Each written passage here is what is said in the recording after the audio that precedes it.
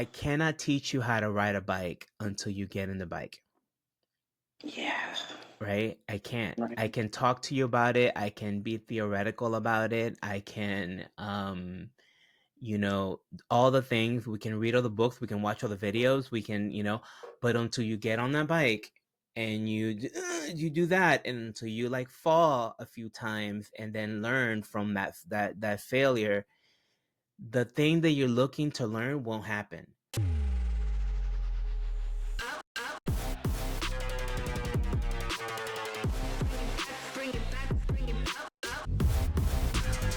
Welcome to The Ownership Game with Gary Montalvo. What would it take to get into the driver's seat of your life and leave your mark? The Ownership Game starts now. So today's episode is a recording of a coaching call between me and Crystal Winstead.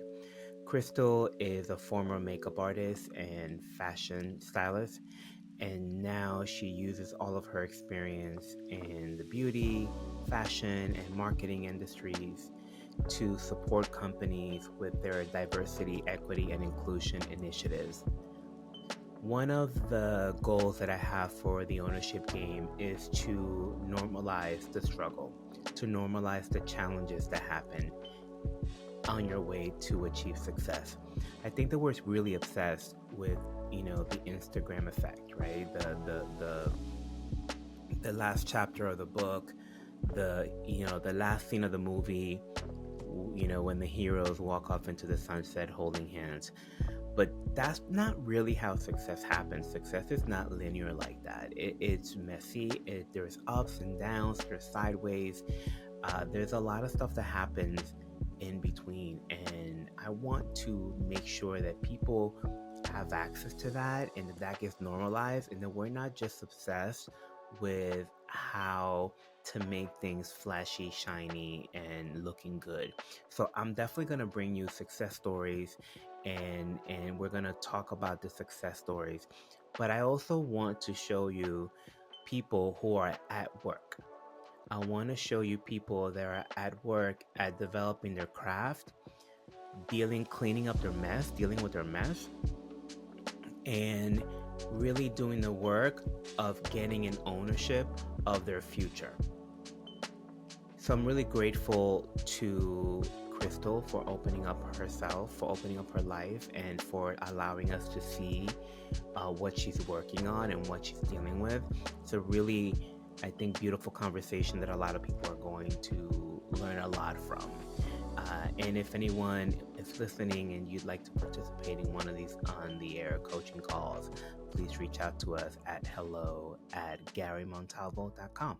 Thanks. What? Hi, Crystal. Hi, Gary. Thank you so much for being with us today. So we're here to work on your business. Yeah.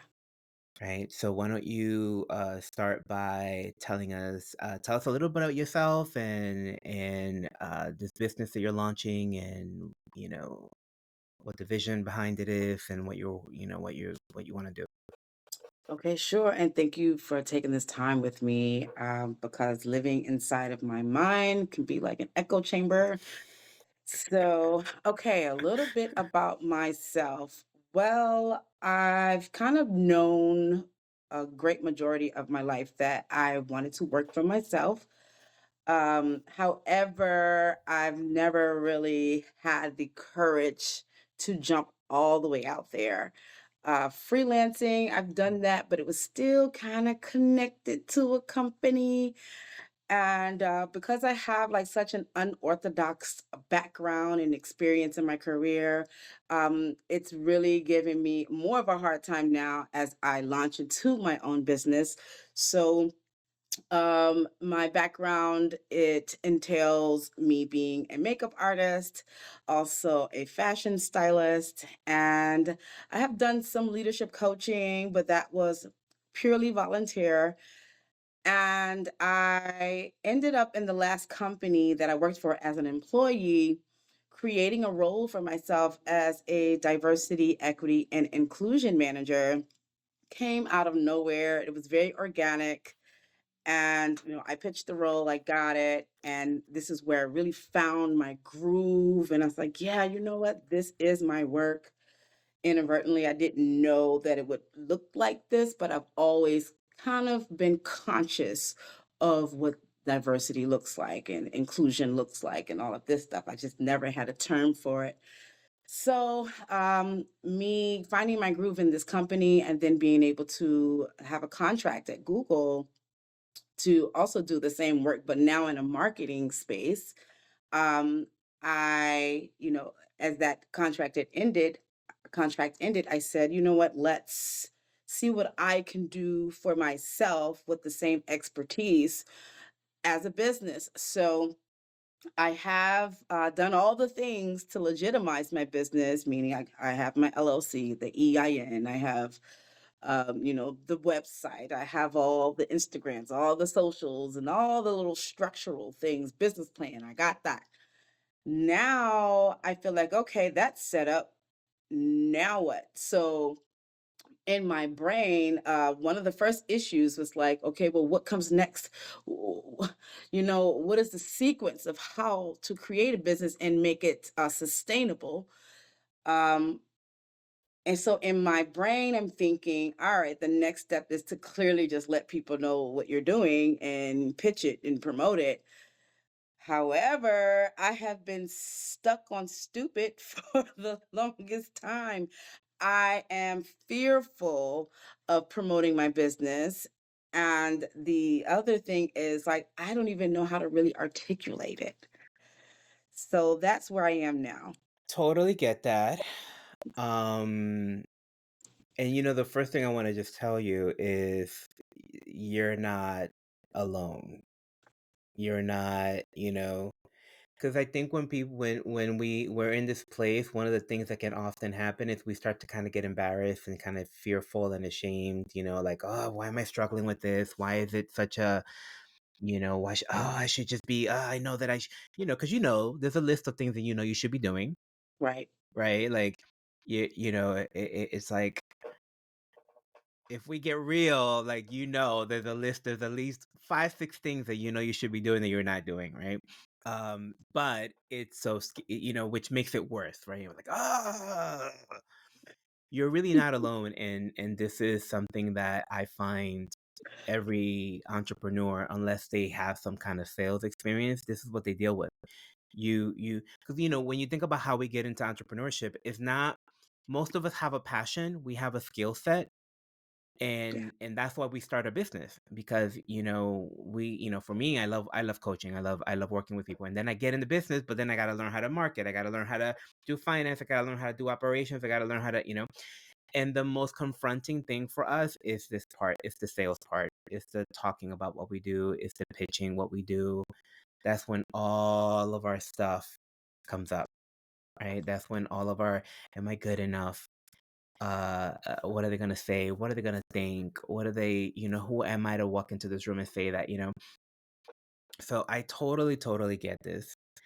And you're not alone. I'm sure everyone who's listening can go, yep, I 100% get that. So that's the first thing I want you to just like understand, is that this is very common. It's very, very normal. And you're not like special in that way, right? Like, there's nothing wrong with you. It's not, does that make sense? Do you get that? Yeah, I have to tell myself that. But yes, like it makes sense. You're working on receiving that. Okay. So, you know, yeah, you just, the first thing I want you to get is, I want you to start telling you every day that this is, because think about it, Crystal, if, imagine if you were mentoring a young woman who's learning, you know, anything. I mean, let's talk about makeup, because you know that, and you know that world, and you grew up in that world, right? Yeah. Woman is learning how to do makeup. She's like, oh, ooh, I'm not doing it right. Like, oh, I'm scared. What would you be telling her? First, to not judge herself, to calm down and take one step at a time.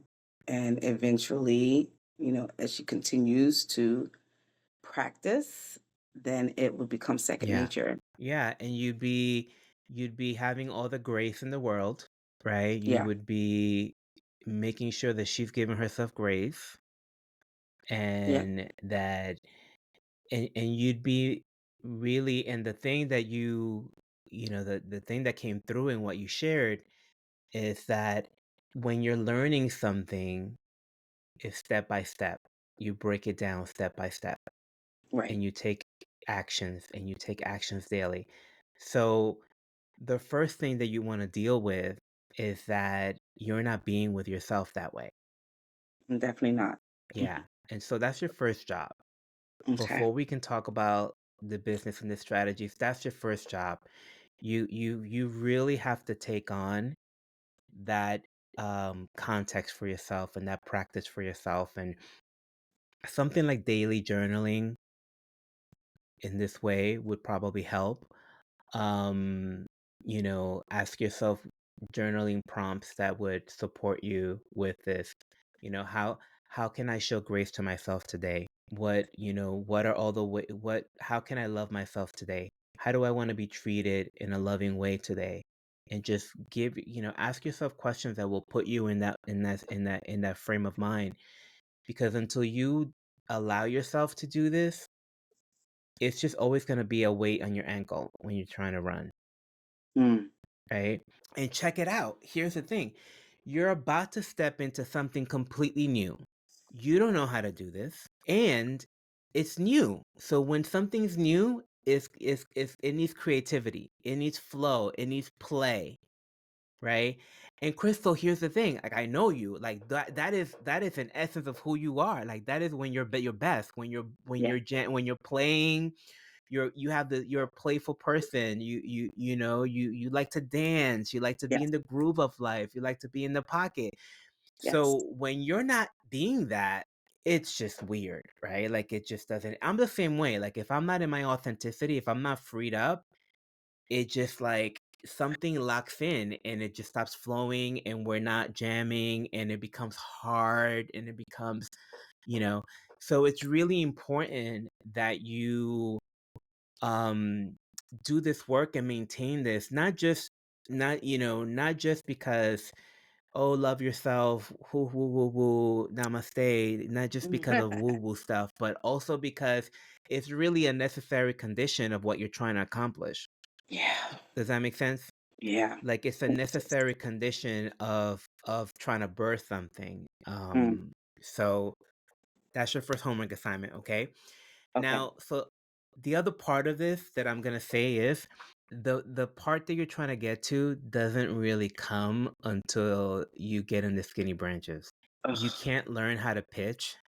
I know, and I wish that I could skip this. I wish that I could make it easier. I would be so rich if I could give you a pill that would bypass this part.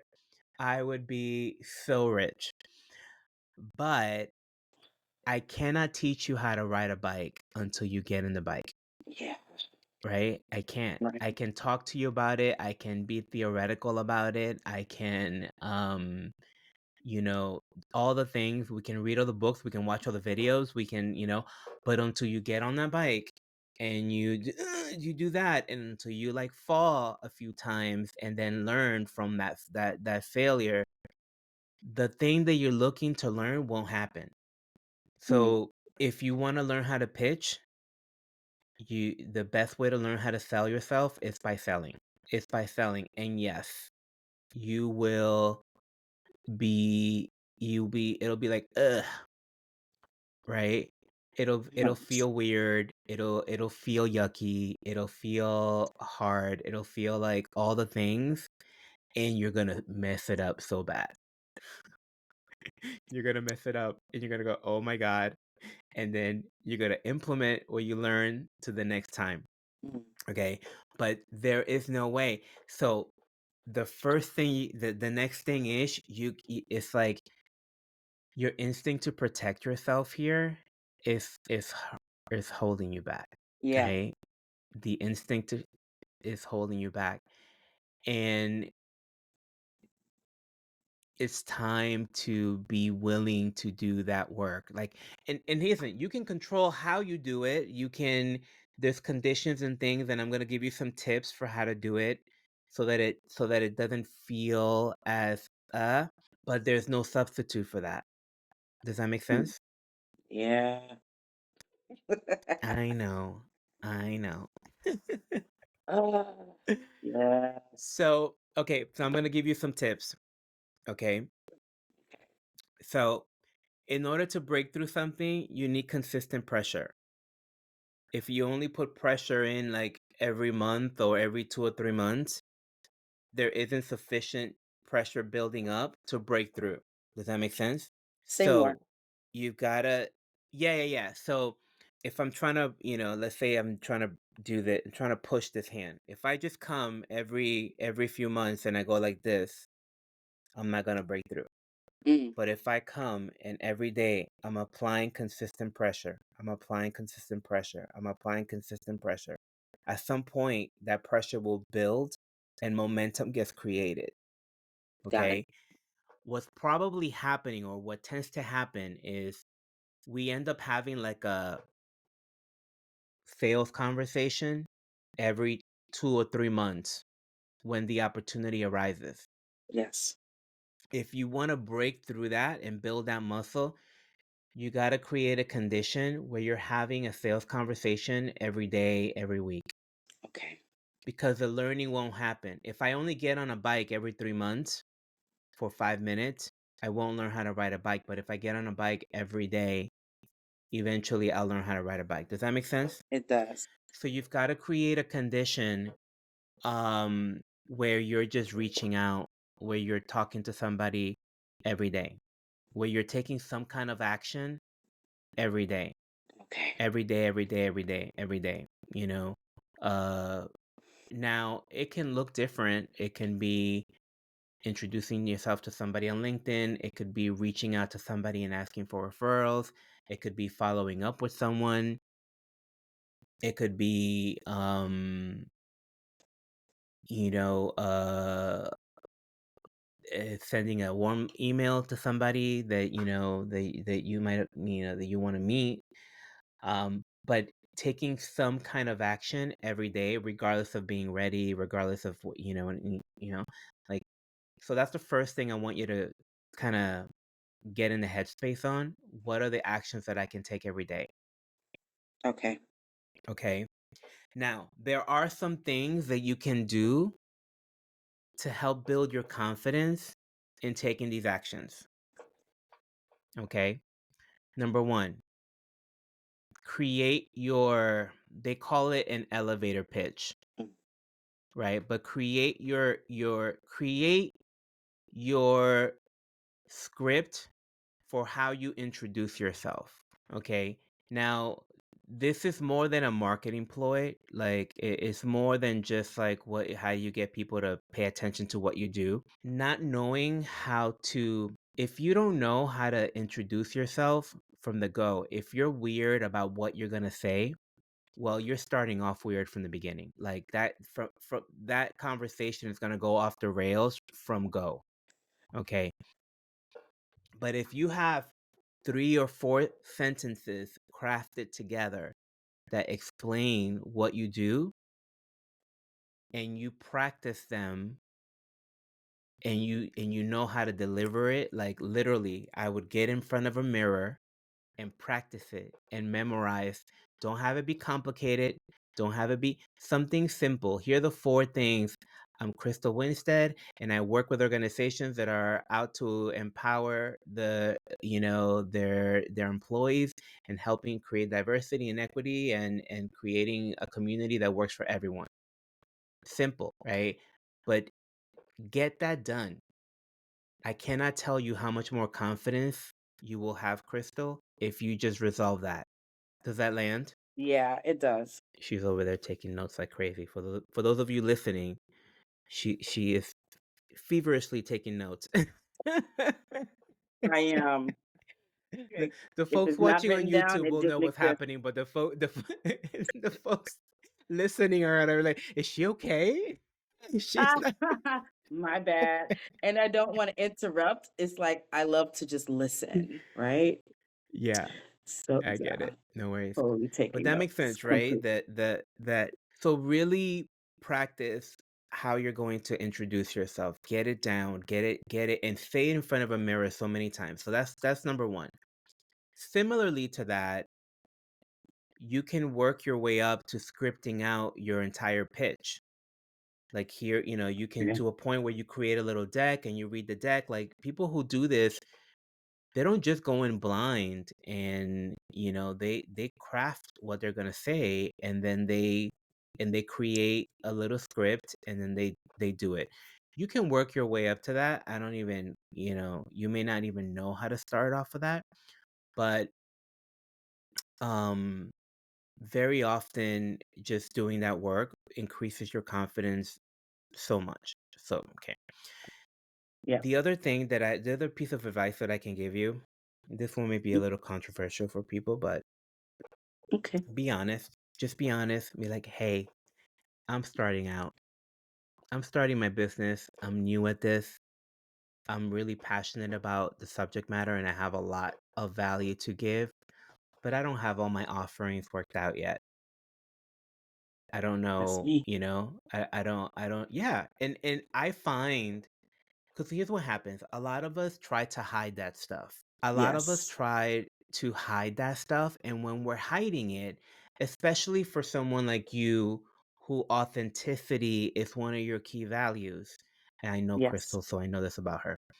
So, Yes. authenticity is a high value for you. So when you're walking into the conversation already hiding something, Mm, already feeling like like you have to pretend that you're something other than you're not, it's going to immediately mess with your head, Crystal. mm. It's going to Ooh. immediately mess with your head. Yeah, you get that, right? The Yeah, I mean biggest piece of this right advice I here. can give, yeah. Mm. I'm sorry. Yeah, I so just you had to want to interrupt No, go ahead. because Go ahead. like amongst the challenges that I wrote down to speak about today, imposter syndrome is one of them. Yeah. And so you have answered that question for me because I am thinking I'm supposed to be so a certain way when I'm approaching people as a businesswoman. I have this image that I'm supposed to Yeah. be something that I'm not yet, right? Yeah. So I feel great that I can breathe and actually rest in my authenticity. Of course, I don't have to tell them everything, my social and all that good stuff, but like to be transparent about where I am, Yeah. you just gave me life and gave me air in my lungs. Yeah. Yeah. And listen, listen, some people are going to want someone with 20 years of experience, and they may not be ready to invest in a newcomer, and that's okay. And a lot of people are going to say, oh, I want to give Crystal a shot. Mm, Like a lot of people are going to go, you know what, I started with I'm an entrepreneur too, I love that. Or some companies are going to be, their culture is more informal and more mm, related. And so that having someone with that sensibility is much more appropriate of a hire. mm, When I mm, started to, one of the biggest moments for me when I first started, so I used to, when I started public speaking, I would get really nervous and I would start sweating. mm. And I mean sweating, like sweating, and I don't have any hair. So the sweat is just dripping down my forehead, and like literally puddles on the floor, like it would be on the floor. And I was pretending that I had to be all professional, so I would wear suits, Yeah. and it made it worse. So now I'm sweating in a suit, and then I'm sitting there trying to pretend that I'm not sweating up a storm. Like, and people would get uncomfortable and, like, bring me towels because they started to get worried about me, like, "Are you okay?" And, it was awful. It was awful, and it was so weird. And then one day I was like, "You know what? I'm just gonna tell people I'm nervous. Mm. I'm just gonna tell people that I'm nervous, and I'm gonna let them know that I'm gonna start to sweat." And that's what happened. And a lot of public speaking coaches would tell you, "Do not do that. No." And I mean, the culture has changed a lot now too. There's authenticity is valued more now than back in, 20 years ago. Yeah. But I started walking up in front of the room and I started saying, "Hi, my name is Gary Montalvo and I am really nervous right now. Mm. And I'm probably going to start sweating. So I have this towel and I took a page out of Luther Vandross and I will go up on stage with my towel and I would just start patting my head down when it was time." And the moment I did that, I was free. Yes. The moment I did that, I was free, and I wasn't trying to hide, I wasn't trying to pretend, I stopped sweating because I was now free, Wow. instead of me trying to hide this thing. And then the other thing that happened, which was a surprise that I discovered, immediately I had the room. Mm. The room immediately connected with me because who couldn't relate to being nervous, and who couldn't relate to being nervous in front of a room? Immediately, like, sometimes people would go, "Oh, no, Gary, give it up for Gary," and they would start clapping sometimes. They would just start encouraging me, but immediately they were all rooting for me, Yeah. you know? And I also modeled what authentic leadership looks like. Mm. So it was a huge lesson for me, and I often coach on it. Don't try to pretend that you're anything other than what you're not. And you can be honest with me. You can be honest with people and say, "Listen, Um, I don't know what my offering is, but if you tell me what you think you might be looking for, I'll create something for you that Ooh. fits your needs, right? Or listen, I'm testing out And this that's real offer." for me. Like, that's Yeah. real. Yeah. Yeah. Or, "Hey, I'm testing out this offer to see if people resonate with it. So if this is something that you think will be beneficial for you, then great, we can keep talking. But if this is not the right offer for you and you think that something else might be more beneficial for your group, then let me know because I'm happy to workshop that with you." Mm. Right? I'm happy to talk. So it demonstrates a couple things. Number one, it frees you up to have a conversation and stop pretending like you know something. Number two, it really demonstrates that you're a partner. That you're a partner.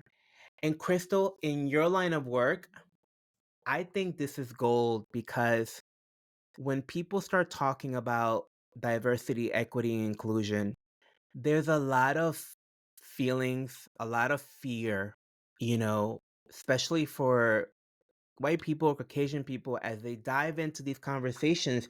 This is scary for them to talk about. There's a lot of like, you know, so them knowing that you're coming in as a partner, authentic, not judging, that we're going to work this out together. We're going to create the progress, the program for your group that fits your group, that I'm going to meet you where you're at and that you're going to meet me where I'm at. That right there is gold, Mm. Mm. right? That right there is gold. So I think that this type of approach actually helps you in the end. Excuse me. Yes, I agree. And that was actually one of the things I wrote down. I said, meet myself where I am. The Mhm. authenticity is that for me. Um, so I'm not going in as this person I think I'm supposed to be. And then, like you said, it's a win-win because it models that I'm meeting them where they are as well. Yeah. And that's the beautiful symbiotic relationship that I want to create. Yeah. 100%. Yeah. 100%. Wow. Okay. So practice how you're going to introduce yourself, Yes. create your offer and your pitch so that you know what you're going to talk about and practice that as well. Yes. Authenticity, just Yes. be yourself and try that. And then you just got to get out in the court and practice every day, you know? And Crystal, if you want to practice, if you want to warm up, you can say, "Hey, um Gary, I'm practicing my pitch. Can I talk to you? Can I practice on you?" Mm, Don't be afraid to mock. Mocking is a great way to practice making a pitch, to practice a sales conversation. okay. For that was a big breakthrough for me as well. I had this expectation, there was a point where I was like, why do I have this expectation that I should just know how to sell? Right. Like, I'm judging myself and I'm beating myself up and I'm feeling bad and I'm feeling ashamed for, which basically all points to that I should know how to do this. Why should I know how to do this? I feel Why? the same. I feel that. why why should I where in life would I have gotten this experience? Like, this wasn't part of the high school. This wasn't part of my family table conversations. Like, That's right. we have to learn how to do this, you know? And the thing that really got me was I looked at myself, I said, okay, at that point I was like, okay, I'm pretty confident about my coaching skills. Mm, I was like, I feel like I can honestly say that I'm a pretty good coach. How long did it take you to be a good coach? mm, Like, how long have I been training to do this? And it's been years. It had been, right. I think at that point I had at least 6 years of experience. And then the other question that I asked myself was, well, how were you about learning to be a coach? And when I discovered coaching, I was like, oh, yeah, yes. I started taking in information. I started, but I would be so coachable. I would take the information and I would go back and implement it and I would mess it up. And then I would go back and go, okay, that didn't work. What now? And it's like, Mm, okay, I was just like, oh, they do it like this. Okay, let me bring that. Oh, no, that doesn't work for me. I'm going to leave that out, but I'm going to bring this in. I really took on this mindset of learning. mm. And I Yes. took on this mindset of, I want to be good at this. Like, I really want to be good at this. Being good at this really matters to me. And it opened me up to be curious. It opened me up to be open, to be in a state of making mistakes and trying it on, right? Mm, yes. Why do I think that I'm gonna be good at sales without doing the same thing? So the moment I got that, I had a total different mindset about selling, and I started to be open and gracious. I started to go, "Oh, how do you do that? Okay, let me do that in my next conversation. Oh, that didn't go well. Okay, let me try that again. Okay, I would go to my coach and say, okay, I totally messed that up, I think. Or I would go and say, okay, I got stuck here. This is what I said. This is what they said. This is what I said. This is what they said. Now what?" And they go, Mm, "Oh, here, try this." I'm like, okay. Then I went back to the conversation and go, "Hey, I just had another thought. When you said this, I just had a thought. We really could talk about this." And I mm, took on that type of mindset. And then all of a sudden, I started having more flow and I started to really develop space to learn how to pitch and learn how to sell. mm, Okay. So take on a mindset of learning and take up a mindset of, it's okay that I don't know this. And when I'm learning something, I'm gonna mess up. When I'm learning something, I'm gonna make mistakes. I'm gonna not know what I'm saying. I'm gonna, and I mean, I don't know. I'd be like, listen, you might even go, listen, I'm learning how to sell, but I'm not learning diversity and equity inclusion. Like, that's my life. I live that. Like, in that world, you're good. You can count on me. I may mess up this pitch, but I got you there. You know? I got you there. Um yeah, and just have fun with it, you know? Like it's such a part of who you are Yeah, that honestly it'd be weird. Like if you just showed up on a call and you're not having fun with me, I'd be like, what's up? Like right. what?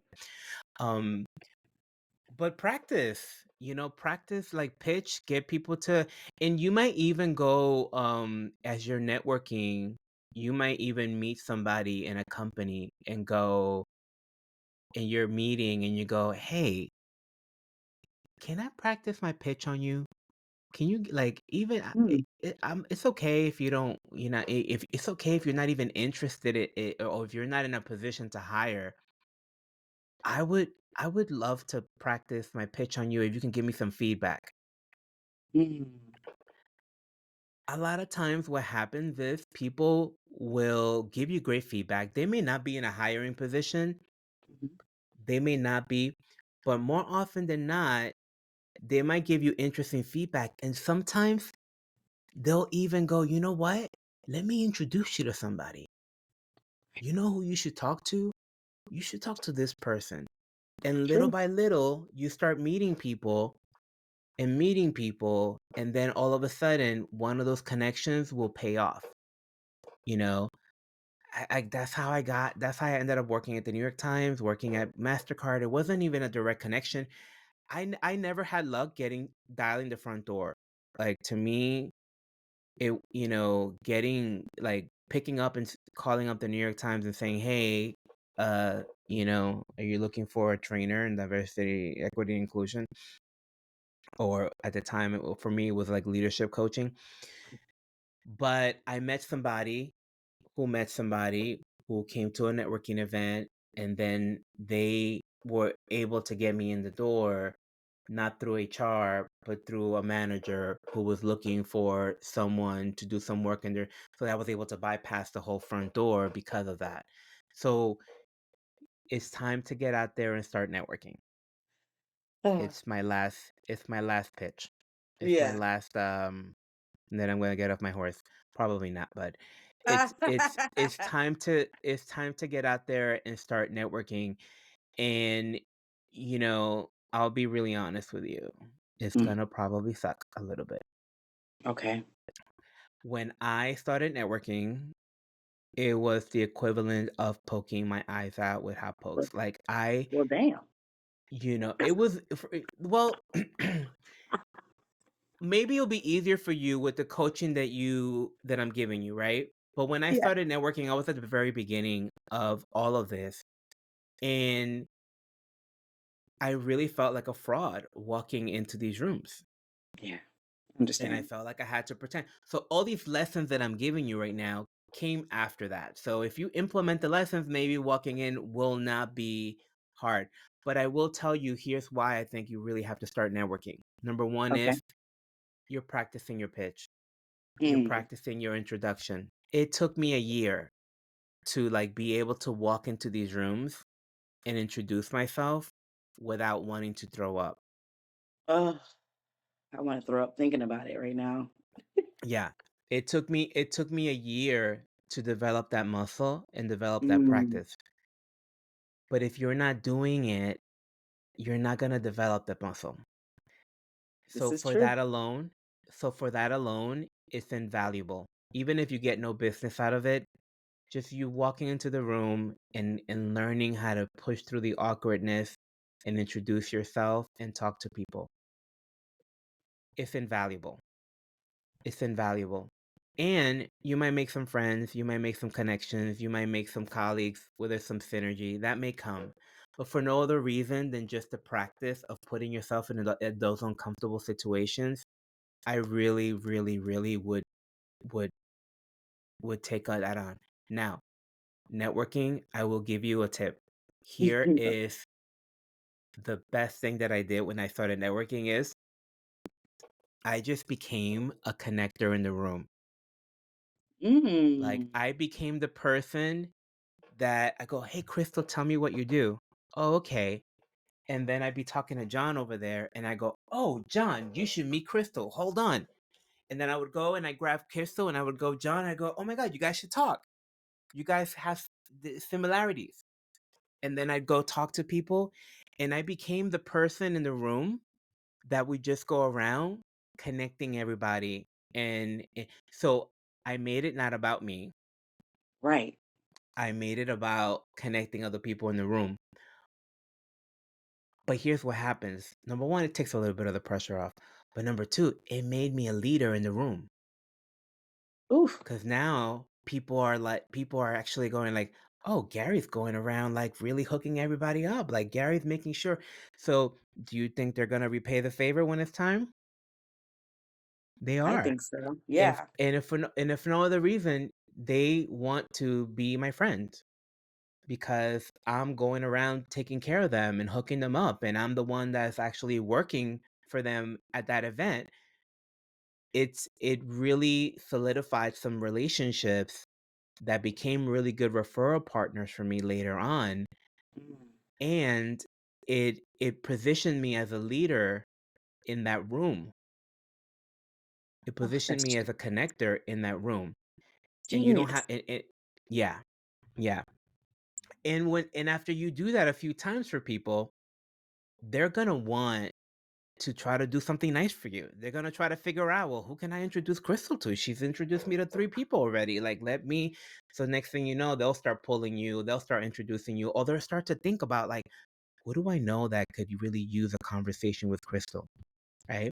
And Crystal, the other thing about that for you that would be really valuable is one of the main things that you should try to accomplish is getting yourself invited in podcasts like this, Yes. getting yourself invited to be a thought, as a thought leader.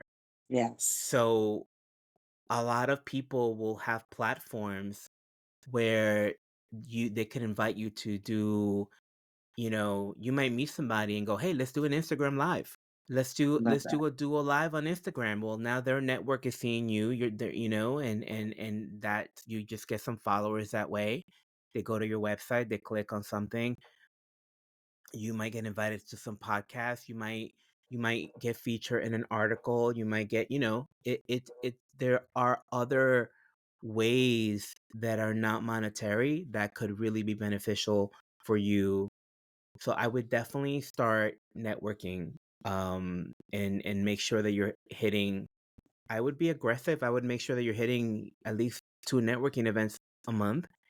The last Okay. thing I'm going to say about networking is find the right places for you. Sometimes people feel like networking is like there's different kinds of groups. There's different vibes. There's networking groups.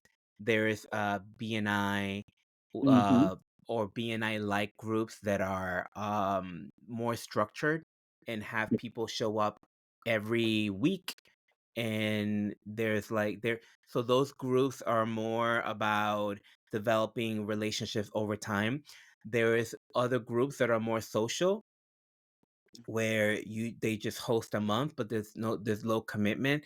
Some groups charge, some groups don't, some groups have memberships, some groups are more are more like dating, where you just like go around and switch and talk to everybody. Some events you get to do a pitch and introduce yourself. There's so many different options. Don't be afraid to try all of them to find which one works for you. And don't be afraid to don't be afraid to sorry, don't be afraid. I lost my train of thought for a second. Don't be afraid to try different ones to find which is the right one for you, which is the right culture for you. Mm. And when you find the one that works, invest in it. And what I mean by that is go go repeatedly for a period of time. Because if you think about it, I need to know you, trust you, and like you before I start introducing you to my people. Right. So if I just go to a networking group one off, I'm probably not going to connect with you at the kind of level necessary so that I start to open up my people and start giving you vouching for you, Mm. right? So if you find a place that you like, either join it or attend every month, attend every week. Make sure that you see people see your face there repeatedly, making those connections, introducing people. Because then after a while, they're gonna go, "Yo, Crystal's always here," and every time she's here, she's always introducing people. Like, I can trust her. I can trust her. Yes. I feel that I can trust her. I'm ready to introduce her to my network. Okay. All right. Was this Ooh, helpful? was it? Absolutely. Yes, as usual too. You Thank always you. know what to say, and it's just very personable and simple. Um, and yeah, I mean, these are things that I can do and I wouldn't mind doing. Yeah. I'm not, of course, the pitch master right now, but through the coaching, I'm reminded to give myself the grace to practice that one step at a time. So this was definitely supportive, and I appreciate you. Thank you. Thank you. Thank you. Are you if the one thing that feels incomplete for me, and if you want to just have a follow-up conversation so you can think about it, Okay. is I want you to just get tangible goals in mind about some of the things that we talked about. So, uh, I'm gonna do 2 networking events a month. I'm gonna introduce myself to somebody on LinkedIn every day. I'm gonna make sure that I ask somebody for an introduction 2 times a week. Like you've got to get that's what's going to create that pressure that we talked about, Right. and at this point I would get aggressive about it. Okay. The more get aggressive in a way that's sustainable, in a way that doesn't trigger you, Okay. but get aggressive in a way that's going to make you uncomfortable enough that there's a learning, but more importantly, get it in a way that's gonna apply the consistent pressure that you're looking for to have the breakthrough. Okay, Okay. so if you want to share that with me, and shoot me an email. I'm happy to just follow up with you and hold you accountable. And we'd love to have you on the show in a couple of weeks to see what you've been doing and what kind of progress you're making. Yeah, I would adore that. Absolutely. And my wheels are spinning already. Good. But I will definitely follow up. I know one of the first items is for me to even just create a pitch. I need to start there. And then I'm going to invite people for me to practice the pitch on. And I have plenty of people Yeah. who are willing to give me feedback on that. So, I okay, I'm gonna follow up so I'm not taking up too much time, but You're I'll good. definitely have two tangible goals. I know one of them, again, is the practicing. Create, then practice. Um, and then one of the things I know that I would love to do is to find other podcasters, like such as yourself. I adore talking, Yeah. um, and being able to esteem myself and my expertise. So then also that imposter syndrome falls away when I'm able to be in my element, you know? Yeah. So it also Yeah. builds my credibility. So I appreciate that. 100%. 100%. All right, my level. Thank you so much for opening up yourself and receiving the coaching and for being willing to share so openly so that our listeners could also value from it. Thank you for the courage it takes to do that. And I actually love to kind of have you back in a few weeks because I'd love to see the journey. I think it would be really, I think our listeners are going to want to follow you and kind of go, what's happening with Crystal? Is she? Yes, I hope so. It would be my honor. And it also holds me accountable too. So it's a Mm-hmm. win-win. I would Uh-huh. love to be back Yeah, if you would have me. I definitely will. All right, we'll talk very soon, okay? Yes, thank you, Gary. So I think today's episode could really be summed up with one key takeaway. The question that I want you to ponder is, how can I develop my confidence? I think that we often have this expectation that confidence is something you should already have, or something that you're born with, or a type of personality that you are. And some of that stuff may be true, but in my experience, confidence is something you develop. Confidence is something that you grow into. Confidence is something that happens with you taking repeated actions over and over again until you are confident. So as you're starting a business or starting a new job or jumping into a new thing, it's natural that when you're doing something new that your confidence is going to be low. That's your brain's way of saying, ooh, I'm not sure how I'm going to get this done. That's okay. Don't make that wrong. And don't try to suppress it. Don't try to judge it. Don't try to, that is normal human behavior. The question for you is, what are the things that I can do to start to build my confidence? What are the small steps that I can take to help me practice, to help me develop a skill set so that I can work my way up to the big goal? If you take this approach, I promise you that big mountain, that big goal won't be as scary if you start to do the foundation work of breaking down the steps so that you can build confidence and little by little achieving mastery at the bottom level, and then you go to the next, and then you go to the next. See you next week. Thanks for listening to this episode of The Ownership Game with your host, Gary Montalvo. Make sure to like and comment on your favorite podcast platform, as well as subscribe so that you never miss an episode.